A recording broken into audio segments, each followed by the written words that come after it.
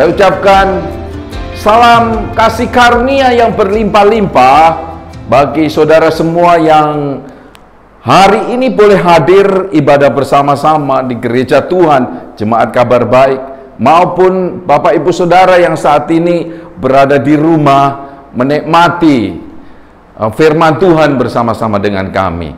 Terima kasih untuk kesetiaan Bapak Ibu Saudara yang boleh bersama-sama kita duduk menerima firman Tuhan. Saya percaya bahwa hari ini ada kabar baik yang memerdekakan kita semua. Amin. Karena itu mari kita bersama-sama membuka firman Tuhan yang terdapat di dalam Yohanes pasal 14 ayat 15. Sekali lagi saya ucapkan Yohanes 14 ayat 15, kita baca bersama-sama, berbunyi demikian. Jikalau kamu mengasihi aku, kamu akan menuruti segala perintahku. Sekali lagi saya bacakan ayatnya 15, Yohanesnya pasal 14 yang berkata demikian. Jikalau kamu mengasihi aku, kamu akan menuruti perintahku. Puji Tuhan. Nah, melalui pembacaan kita ini yang terdapat di dalam Yohanes pasal 14 ayat 15, Bapak Ibu Saudara, saya memberi tema, apakah Allah mengasihi kita karena kita mentaati perintahnya? Sekali lagi, tema pada pagi hari ini yaitu, apakah Allah mengasihi Anda atau mengasihi saya karena kita bisa mentaati perintahnya? Saya ulangi lagi, apakah Allah mengasihi kita karena kita bisa mentaati perintahnya?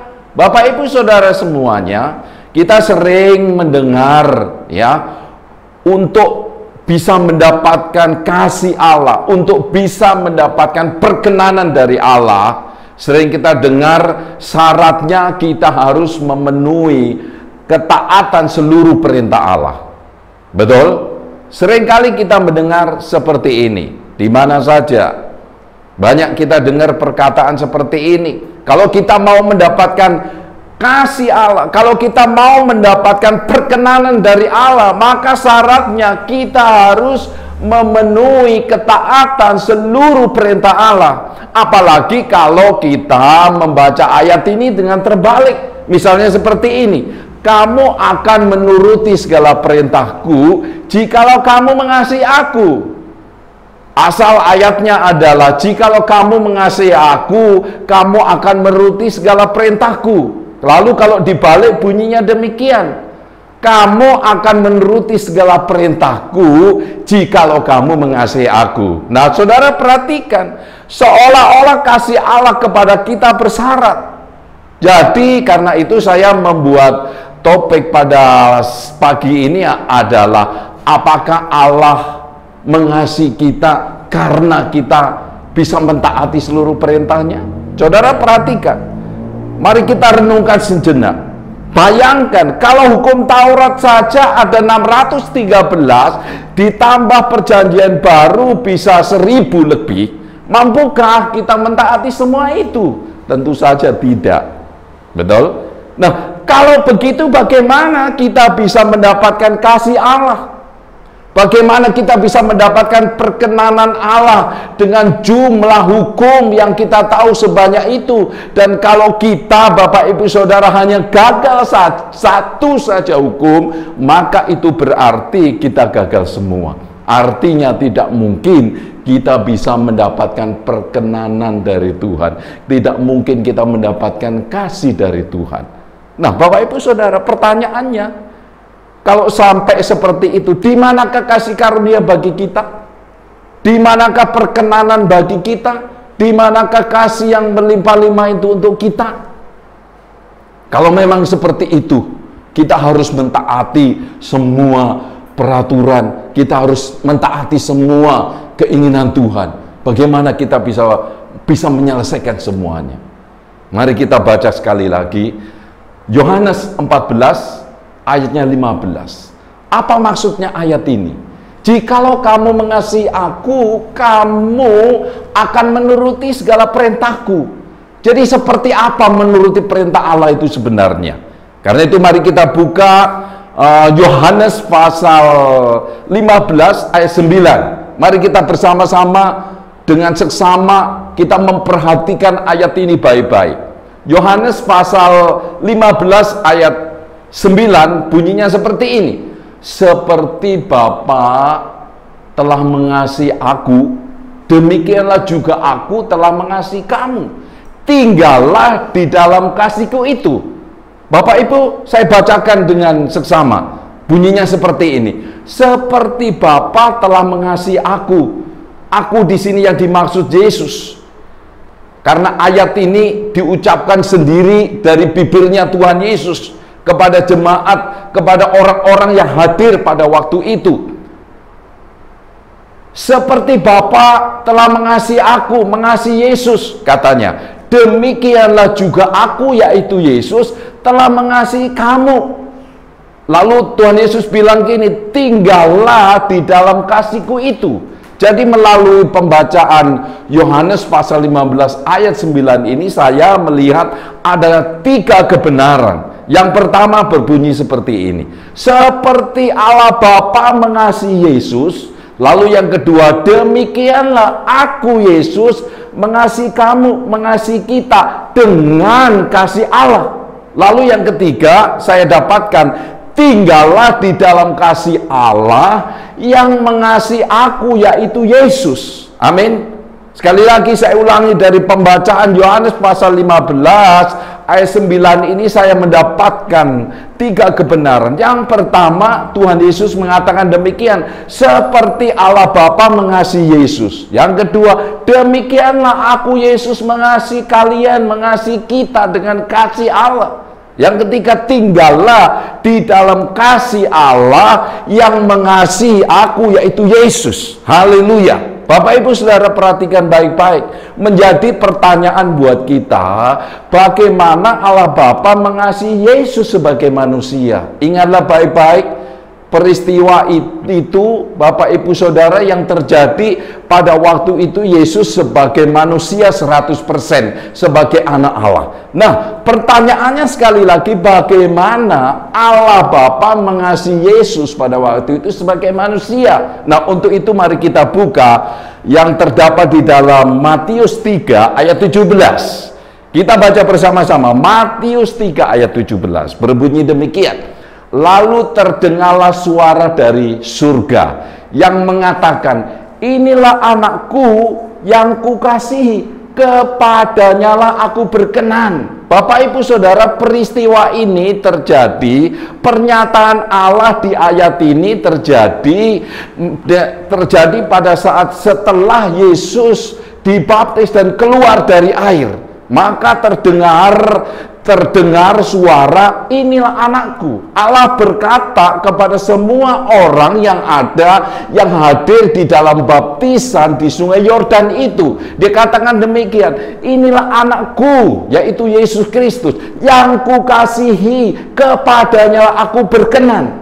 Perhatikan Bapak Ibu Saudara, pernyataan Allah di ayat ini yang berkata bahwa Allah mengasihi dan berkenan kepada Yesus disampaikan oleh Allah kepada orang-orang yang hadir pada saat mengikuti baptisan di sungai Yordan. Dan saat itu Yesus, perhatikan baik-baik, Yesus baru saja dibaptis, belum keluar dari air. Sebelum, saudara perhatikan, suara aku mengasihi dia dan berkenan kepadanya, yaitu saat Yesus, saudara, Yesus sebelum melakukan pekerjaan perintah Allah Bapa. Perhatikan baik-baik Bapak Ibu Saudara, ini penting sekali. Kapan ayat ini disampaikan? Kapan firman Tuhan di sini terdengar? Ya, Allah mengatakan sekali lagi. Dikatakan di sini, Allah mengatakan kepada seluruh yang hadir pada waktu itu bahwa Allah mengasihi Yesus, bahwa Allah berkenan kepada Yesus saat Yesus, Bapak Ibu Saudara, belum melakukan pekerjaan perintah Allah sama sekali. Amin. Ini penting sekali. Perhatikan baik-baik. Ini penting sekali. Pernyataan Allah mengasihi Yesus dan hidupnya berkenan kepada Allah diucapkan dikeluarkan firman Tuhan saat Yesus belum melakukan pekerjaan Tuhan. Amin. Nah, Bapak Ibu Saudara, artinya apa? Artinya Allah sedang menunjukkan kasih-Nya dan perkenanannya tanpa syarat kepada manusia. Jadi mulai pada hari itu di Sungai Yordan, pertama kali Allah memberikan kasih-Nya tanpa syarat dan membuat manusia bisa berkenan kepada Allah, bukan karena lebih dulu mentaati segala perintahnya, tapi manusia berkenan melalui Yesus anaknya.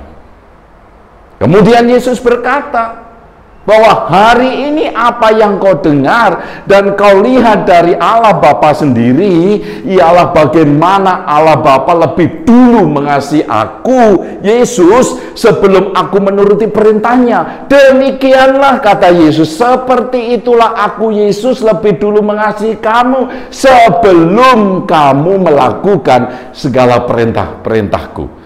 Dengan kata lain, Bapak Ibu Saudara, Allah lebih dulu mengasihi kita apa adanya. Amin. Allah lebih dulu mengasihi kita apa adanya. Itulah yang dinyatakan. Inilah kabar baik. Allah lebih dulu mengasihi kita, memperkenan hidup kita melalui Yesus Kristus, bukan karena perbuatan kita. Amin. Jadi apa yang kita perbuat, seperti berdoa, membaca Alkitab, berpuasa, pergi ke gereja, menyanyi, memuji dan menyembah Tuhan, membantu orang lain, membantu menegakkan agama, bukan membuat Allah mengasihi kita. Kenapa Bapak Ibu Saudara? Demikianlah seharusnya cara hidup kita setelah menerima kasih Allah, menunjukkan sifat ilahi dimanapun kita berada.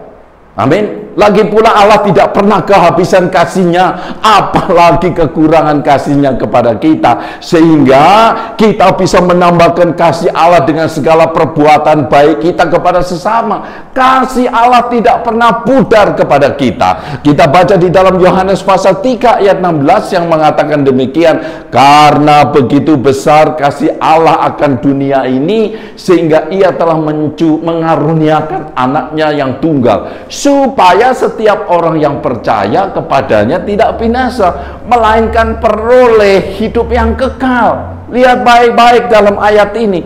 Kasih Allah itu sebesar dirinya sendiri, yang dibuktikan melalui kematiannya di salib, yang kini Yesus sudah hidup kembali dan duduk di surga. Artinya apa? Artinya kalau Yesus hidup, kasih-Nya bagi kita tak pernah mati, tidak pernah berkurang, tidak pernah habis. Amin. Begitu juga kalau kita kurang taat berbuat baik, kurang taat dalam berbuat baik kepada sesama, tidak membuat Allah kurang mengasihi kita. Amin. Allah sudah mengasihi kita saat kita masih manusia berdosa, dan Allah mengasihi kita ketika Dia mati di kayu salib. Itu bukti nyata bahwa Allah mengasihi kita. Kasih-Nya tidak akan pernah ditarik kembali dari kita.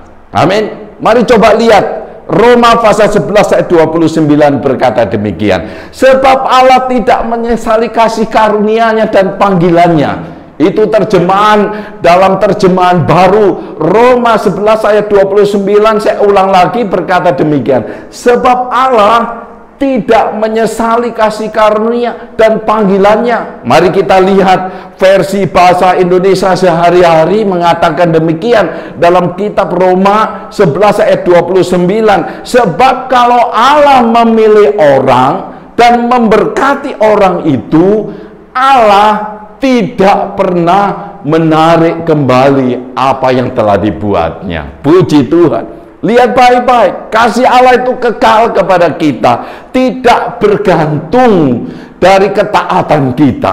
Allah sudah mengasihi kita, Allah sudah memberikan kasih-Nya kita, Allah sudah memberkatinya, dan itu Dia tidak menarik kembali. Sebab memang Allah adalah kasih, memang Allah adalah baik adanya, memberi kasih karunia-Nya kepada orang, apalagi kita anak-anaknya. Amin. Puji Tuhan. Nah, Bapak Ibu Saudara, sekarang pertanyaannya buat kita. Karena itu Yesus minta kita taat tinggal di dalam kasih karunia-Nya. Bapak Ibu Saudara, kasih Allah sungguh luar biasa. Dia mengasihi kita, Bapak Ibu Saudara, lebih dulu tanpa memandang muka, tanpa memandang latar belakang. Nah, karena itu Tuhan Yesus di dalam ayat berikutnya berkata demikian. Yohanes pasal 15 ayat 9 berkata demikian. Seperti Bapa telah mengasihi aku, demikian kata Tuhan Yesus. Seperti Bapa telah mengasihi aku, mengasihi Yesus, demikianlah juga aku, Yesus, telah mengasihi kamu, mengasihi kita. Lalu dikatakan selanjutnya, tinggallah di dalam kasihku itu. Lihat baik-baik Bapak Ibu Saudara, ayat ini berkata, kasih Yesus adalah kasih Allah sebelum Yesus taat melakukan perintah Allah Bapa. Kasih tanpa syarat. Berarti Yesus meminta pada kita untuk tinggal di dalam kasih Allah yang mengasihi kita tanpa syarat, tanpa batas, tanpa akhir. Firman Tuhan berkata, tinggallah di dalam kasihku, tinggallah permanen, berakarlah di dalam kasih Allah, jadikan pondasi yang kokoh kasih itu untuk membangun hidup kita selanjutnya. Amin. Karena dasarnya adalah kasih Allah itu. Dan itulah sebabnya Tuhan Yesus minta, tinggallah di dalam kasih Allah itu. Kasih yang tanpa syarat, tanpa batas, tanpa akhir kepada kita. Kasih itulah pondasi yang kokoh, yang tidak goyah, yang tidak akan mati oleh waktu dan tidak akan berubah oleh apapun di dunia ini. Kasih itu kekal adanya, dan disitulah kita boleh tinggal, boleh menikmati, boleh hidup di dalamnya, Bapak Ibu Saudara. Dan karena itu menjadi pertanyaan buat kita, Bapak Ibu Saudara, apa untungnya kalau kita taat tinggal di dalam kasih-Nya? Tuhan Yesus mengatakan buat kita bahwa Allah lebih dulu mengasihi kita, karena itu tinggallah di dalam kasih itu. Lalu kalau kita mau, kalau kita taat tinggal di dalam kasih-Nya, apa untungnya? Amin. Apa untungnya buat kita? Apa manfaatnya? Karena itu mari kita buka Yohanes 15 ayat 10 bersama-sama. Yohanes 15 ayat 10 kita baca bersama-sama. Jikalau kamu menuruti perintahku, perhatikan baik-baik. Jikalau kamu menuruti perintahku, kamu akan tinggal di dalam kasihku, seperti aku menuruti perintah Bapakku dan tinggal di dalam kasih-Nya. Puji Tuhan. Jadi Bapak Ibu perhatikan baik-baik. Kasih Allah tanpa syarat ibarat seperti rumah kita yang kokoh, aman, dan nyaman, dan kita bisa tinggal di dalamnya. Sedangkan kepala rumah tangganya adalah Yesus sendiri. Saudara bisa bayangkan. Amin. Saudara bisa bayangkan. Saudara bisa renungkan baik-baik. Saudara bisa memikirkan hal ini saat ini di mana musim corona sedang terjadi. Kita bisa tetap tinggal di dalam rumah kasih-Nya yang luar biasa. Maka ada pemeliharaan, ada kekuatan, ada keamanan dari kepala rumah tangga, yaitu Yesus sendiri. Dan sebaliknya kalau kita tidak taat, Bapak Ibu, tidak tinggal di dalam, kalau kita tinggal di luar daripada rumah kasih Allah, maka apa yang terjadi, Bapak Ibu Saudara? Ada ancaman corona. Betul? Bukan Allah yang menghukum, tapi siapa? Corona yang mengajar. Allah adalah Allah yang baik, Allah yang penuh kasih sayang, bukan mencelakai. Kalau kita taat tinggal di dalamnya, maka ada pemeliharaan, ada kekuatan, ada keamanan, ada pelindungan dari kepala rumah tangga itu, yaitu Yesus sendiri. Tapi kalau kita tidak taat, kalau kita keluar dari rumah kasih itu, maka Bapak Ibu Saudara bisa bayangkan, corona siap menerkam.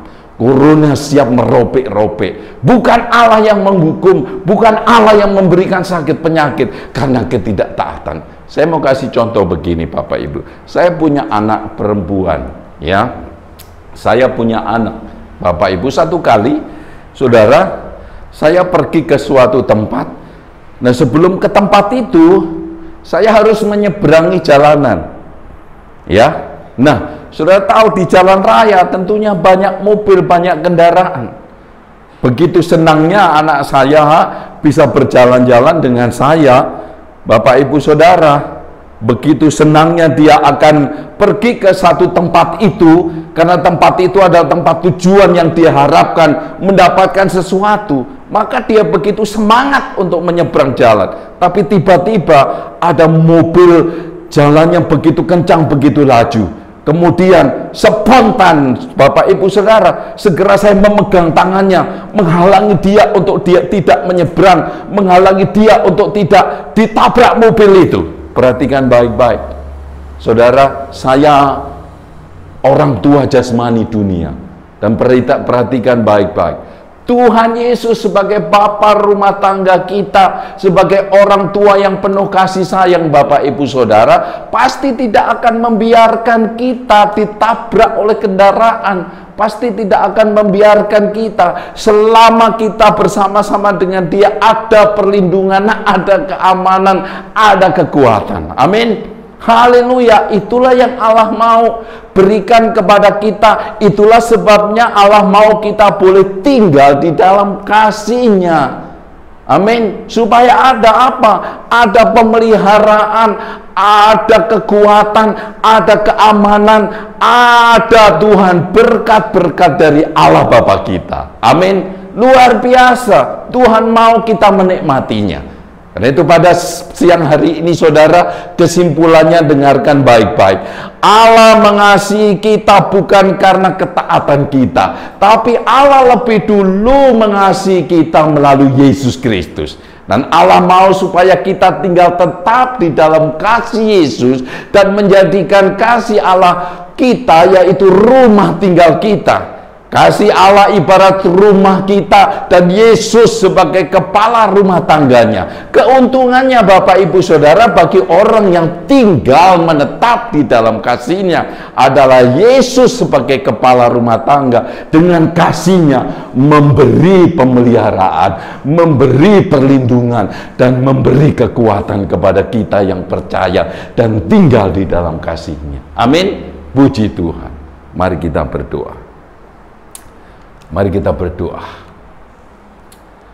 Bapak Ibu Saudara bisa merasakan, bisa menikmati kasih Allah. Hari ini kalau engkau merasa jauh, kalau engkau merasa terhukum, kalau engkau merasa tertindas, mari kita bersama-sama berdoa dengan saya. Tutuplah matamu, bayangkan engkau sedang ditolong oleh Bapa. Engkau adalah anak-anaknya. Tuhan Yesus adalah Bapa rumah tangga kita yang baik, dan kita semua tinggal di dalam rumah kasih-Nya yang penuh damai, sejahtera. Bapa, saat ini dengan saudara-saudara kami yang lain, baik yang ada di dalam ruangan ini maupun yang di rumah masing-masing, kami mengangkat tangan, kami bersyukur kepadamu karena Engkau lebih dulu mengasihi kami, mengasihi aku, mengasihi saudara itu apa adanya, dan membuat hidupku berkenan di dalam nama Yesus. Kami bersyukur untuk perkenanan ini. Engkau begitu baik sehingga lebih dulu melayakkan kami mengasihi, menerima kasih-Mu yang berlimpah-limpah. Kami bersyukur boleh tinggal dan menetap di dalam kasih-Mu tanpa batas, tanpa syarat dan tanpa akhir. Kami merasakan rumah kasih-Mu ini memberikan kami aman, nyaman, dan sejahtera. Kasih-Mu memberikan kami pemeliharaan dan perlindungan yang luar biasa. Terima kasih Bapa atas kesetiaan-Mu, kasih-Mu yang kekal bagi kami. Engkau tidak akan menarik kasih-Mu, meskipun kadang-kadang kami gagal melakukannya.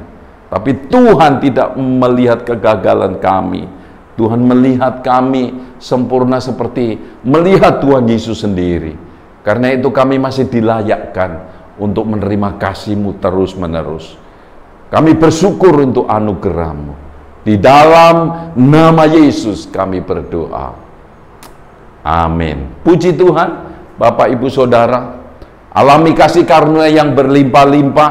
Alamilah pemeliharaan Tuhan. Alamilah perlindungan Tuhan.